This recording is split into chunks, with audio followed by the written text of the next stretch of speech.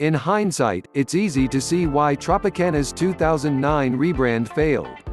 Poor design choices, a messy, vague, esoteric theme, and, as always with these things, a complete disregard of common sense. When Tropicana hired legendary ad agency Arnold in 2008, they surely didn't expect that, after 5 months of design work, launch planning, and $35 million in marketing spend, they'd lose 20% of their revenue within a month, about $20 million total in missed sales. But that's exactly what happened. Less than 30 days after launch, they pulled the new design off the shelves and went back to the old one. 4 years later, Arnold shut down. They had been in business for 3 decades. Looking back, some of Arnold's mistakes appear obvious. I mean, who thought that going from this was a good idea? Seriously. Without even getting into the subjective topics of visual appeal and recognizability, some design flaws practically stare you in the face. Take the logo, for example. Tropicana. It used to be bold, centered, and horizontal, easy to read when you're standing 3 feet from the shelf. After the rebrand, the font was thinner, the same color as the remaining text, pushed to the side, and, worst of all, vertical. No matter how great your juice is, if it can't heal neck pain, don't force me to tilt my head sideways to read your name. Then, there's visual ease. On the old packaging, each side of the carton relied on whole elements. The orange on the front, people on the side, and so on. The new packaging tried to be clever. Let's put the glass across 2 sides. Nice visual effect. The problem with visual effects is, if my perspective isn't perfectly adjusted to the right angle, I can't see it. What's your typical view on an orange juice shelf? How many times will you see a single carton of Tropicana, conveniently standing at a 45-degree angle, all by itself? Never, and the pretty visual effect is lost on most if not all customers. Third, giving the most important product information its own, clearly marked space is just common courtesy. The old design had a big, red box up top, like a warning sign almost. No pulp. Okay, got it, thank you. Where's the level of pulpness on the new design? It's not even there. There were other versions, but they just put pulp-free in red inside the orange juice in the glass. That's not nearly as distinguishable as a big, red box. What's more, white font on a yellow background is a weaker contrast than dark green on a white background, especially considering they stuffed it inside the juice glass. Talk about hidden in plain sight. Beautiful design is important, but if it's not functional, it won't matter. In Tropicana's case, customers literally couldn't find the product they already wanted to buy on the shelves. That's ludicrous.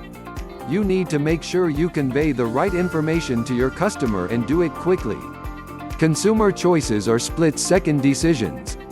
Only after you've ensured a proper flow of data can you get into the nitty-gritty of nice visual effects. Of course, this is a back-and-forth process.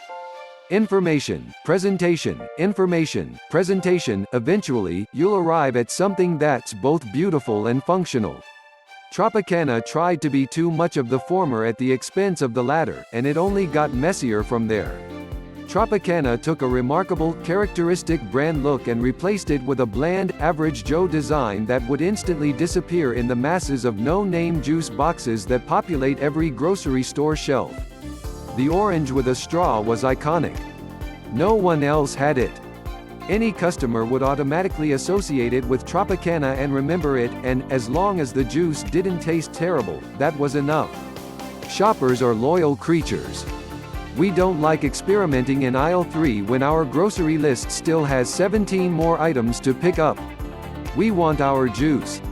The juice that we're used to. And we don't want to go on a scavenger hunt to find it. Once Tropicana was in people's minds thanks to the orange, it was easy to stay there. Remove the orange, and poof, in an instant, you've destroyed that entire relationship. Of course, Arnold wasn't thinking about any of that. They were thinking about symbolism, about love, about all the wonderful things they could imply with a new design. Unfortunately, no one got the joke, which turned out to be, ultimately, on them. Their CEO and founder, Peter Arnold, was majorly involved in the rebrand. He said, "We thought it would be important to take this brand and bring it or evolve it into a more current or modern state." Uh-oh.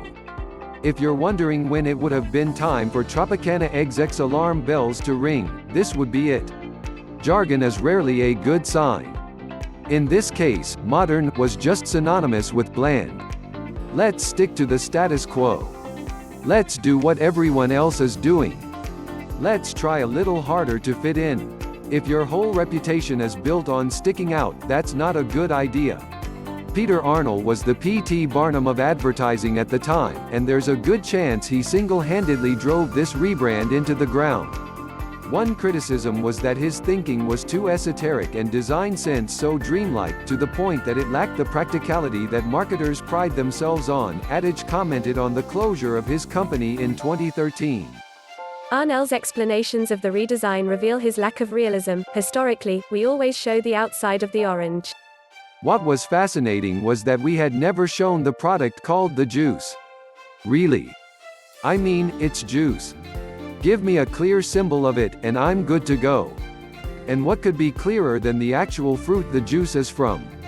A yellow-colored liquid, on the other hand, is open to lots of nice and not-so-nice interpretations. Especially when you put it in a cocktail glass. Are they selling mixed drinks now? The new design symbolism was confusing, and it seems to have been a reflection of Arnold's confused state of mind. Then, there was the squeeze. Arnold wanted to base their campaign on the theme of love. The slogan on the posters was, "Squeeze, it's a natural." The images of families hugging were nice, and that tagline may have flown in the vanilla world of 2009, but it's hard to beat pure premium as a standard you're upholding, both in clarity and power. I want pure juice, and I want it to be premium. What else do I need? The one thing I'll give them credit for is the cap of the new carton. It had the haptic structure of an actual orange. We engineered this little squeeze cap so that the notion of squeezing the orange was implied ergonomically. That was a nice touch, and the only thing that would remain after the fiasco. Tropicana added the new cap to the old design and, soon, sales recovered. Still, at over $50 million in cost, that's one hell of a price for a new lid. The most fascinating thing about grand-scale failures is how a truckload of small mistakes quietly sneaks by dozens, sometimes hundreds of people without anyone realizing the huge disaster in the making. Then, on launch day, the sum of those mistakes is dumped into the world. In an instant, catastrophe ensues, and no one saw it coming. In case of Tropicana, and any other rebrand, really, there would have been a simple way to avoid losing all those dollars. No one knows for sure, but I'm pretty certain that, in all their market research, Arnold never once made a simple graphic like this and showed it to an actual customer. I'm sure this would have revealed a broad trend of disapproval. At the very least, many meh-s and nah-s might have pointed out some of the many flaws in Tropicana's new carton, and the disaster might not have been as bad. Most of all, when you see looming disaster, don't stick your head in the sand. Raise your hand and say, "Wait a minute. That just looks wrong." You don't have to be a big wig or use jargon to get that message across. A simple saying will do it. A simple saying, such as, "If it ain't broke, don't fix it." Thanks for listening to me. Don't forget to subscribe to my channel and like the video.